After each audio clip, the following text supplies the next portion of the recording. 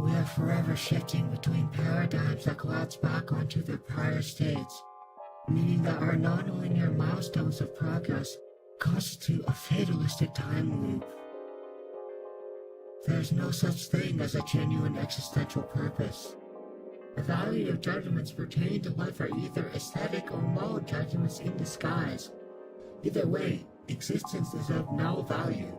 Your life is meaningless. I spent all day yesterday meditating and shaking myself because I was triggered by doing something kind.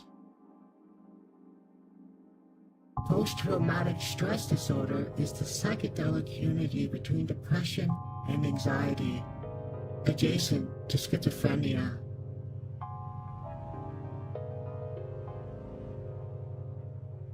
Mass incarceration is not just a generic problem, but an incalculable and qualitatively unimaginable horror. If we empathize with every person in solitary confinement right now, the rapture and magnitude of harm is simply Lovecraftian. We have created hell on earth. The animal factory farm system is even worse by scale.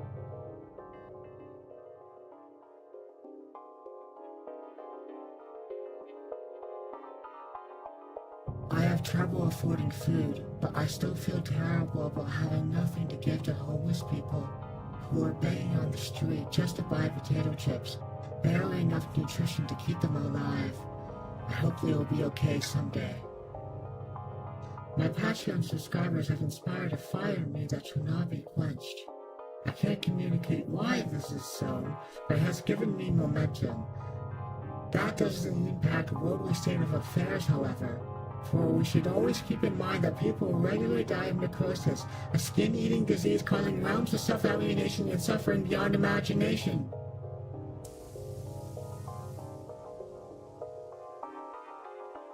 Benzodiazepines are uniquely harmful across all potential drugs. Did you know that? It upregulates glutamate and downregulates GABA, which means that signals telling your neurons to agitate or go faster are quite strong. Signals doing the opposite are weak. A cold turkey withdrawal from a high-dose benzodiazepine dependency is such a global brain injury, an incomprehensible state of suffering that cannot be replicated by imagination or the sadistic torture of another human being.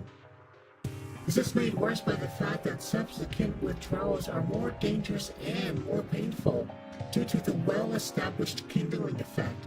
I have been through this multiple times, and I do not recommend it.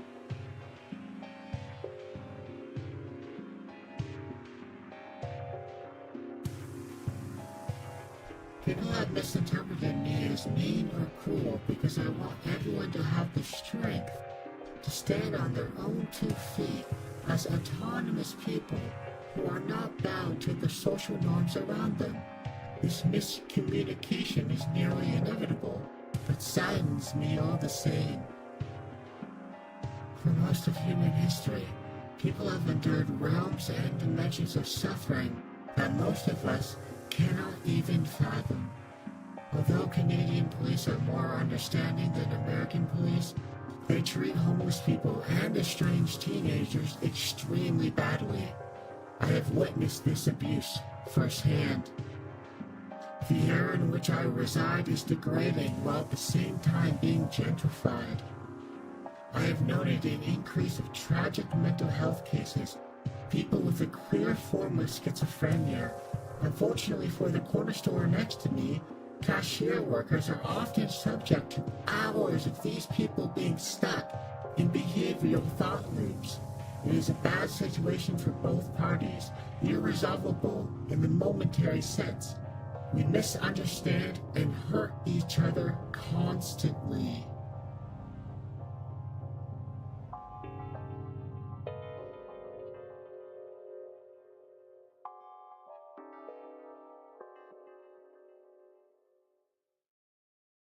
You better be feeling relaxed and comfortable, or else there will be consequences. Do you think I'm fucking joking?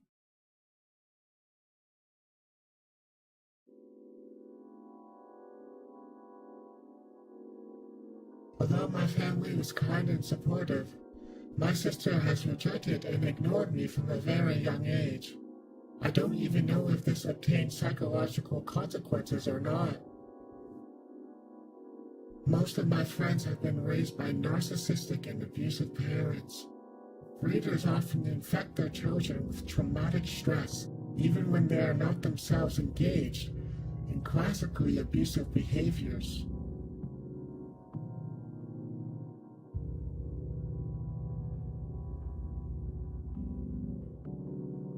I lost one of my best friends due to psychotic behaviors induced in me by chronic fatigue syndrome.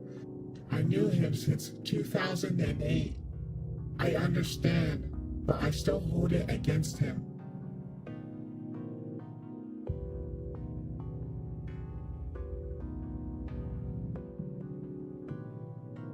When I see extremely old people starving to death on the street, perhaps even at times consuming a chemical substance to ease their pain, I go through a psychedelic trip of imagining what brought them to this point.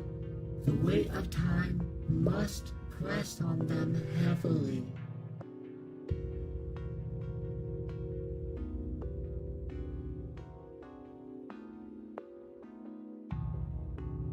There is no ritual of healing that a spiral of stressors cannot completely and utterly destroy. Death seems like a neutral state.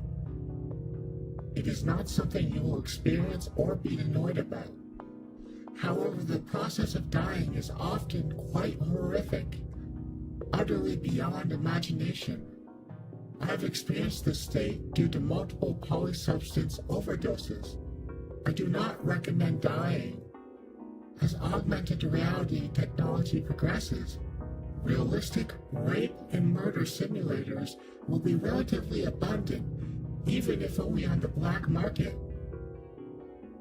This would plausibly reduce violent crime rates, but the simultaneous conservative and leftist moral panic will not be so easily persuaded.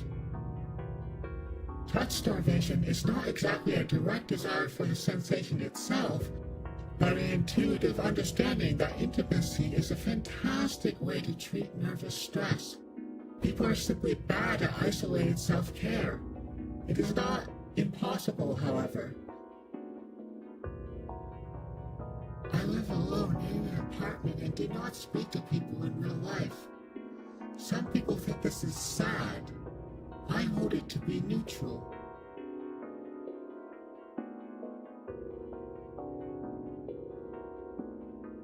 I have vivid memories of 2017. I used to cut myself in bed, rolling around and chanting, "I need to die, I need to die." I was so disappointed that reckless drug use never killed me, and I would spend weeks getting myself into the suicidal mindset so that I would have the courage to finish it once and for all. Once upon a time, I made a non-trivial suicide attempt with fentanyl and benzodiazepines, but miraculously survived.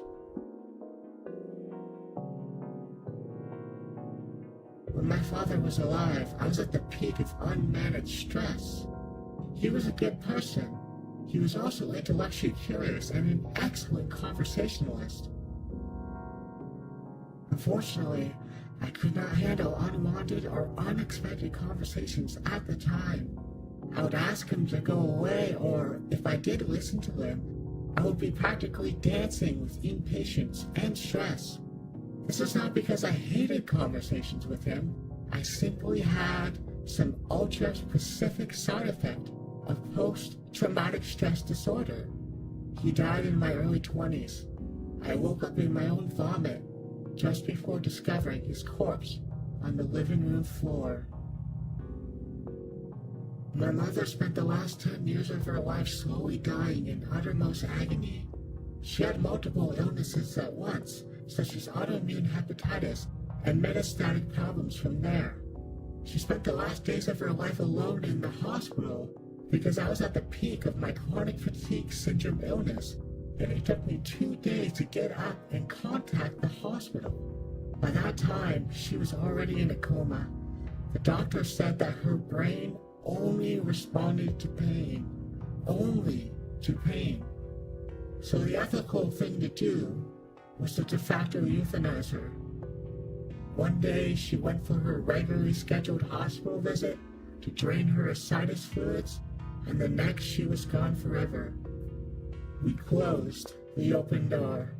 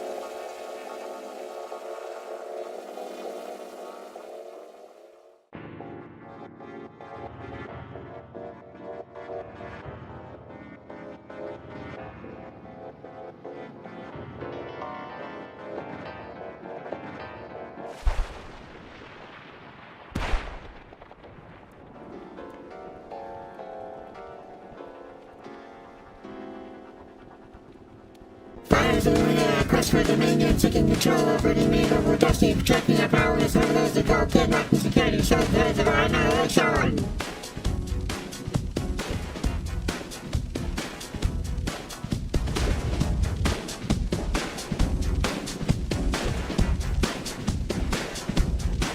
Reality conspires to match our direction, demanding blood for a high inquisition. Your blood's growing, you dust by the rules of fate. Nothing to be impressed from master guiding your vocation.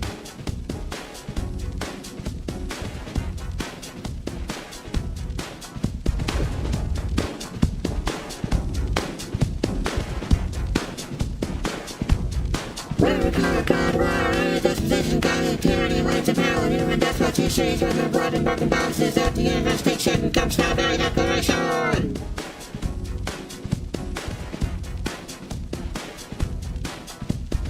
Signal host can react to such a behavior and grand partial with the obscure intentionality toward these artifices to the radiation.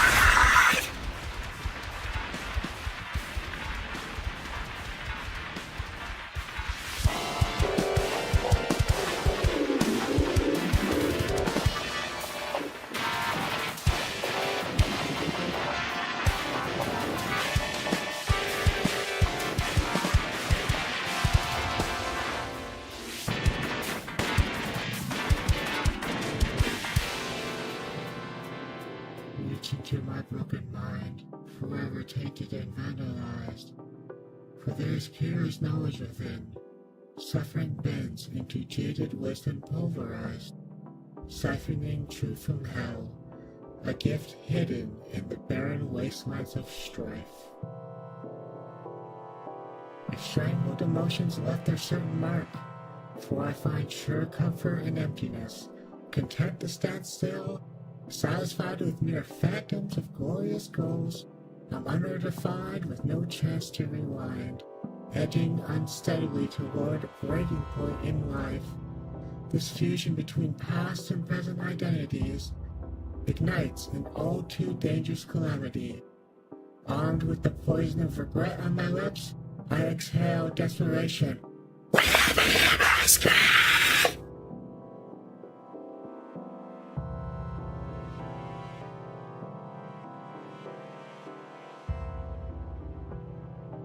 Wallowing in the jagged fragments of my soul, each slice rends the skin anew. Every motion writes scars that may never heal, defining damnation with this corporeal crest, the visible aspects of my pathetic malady, all giving way to your yet more deviant entropy. Bursting flames of freedom, covet, and new sanity, overflowing moves that mark this mortal frame, resurrections abound in the prison of my soul, bleeding exhortations which demand liberation, my chosen serendipity. My fire was out here to warn it.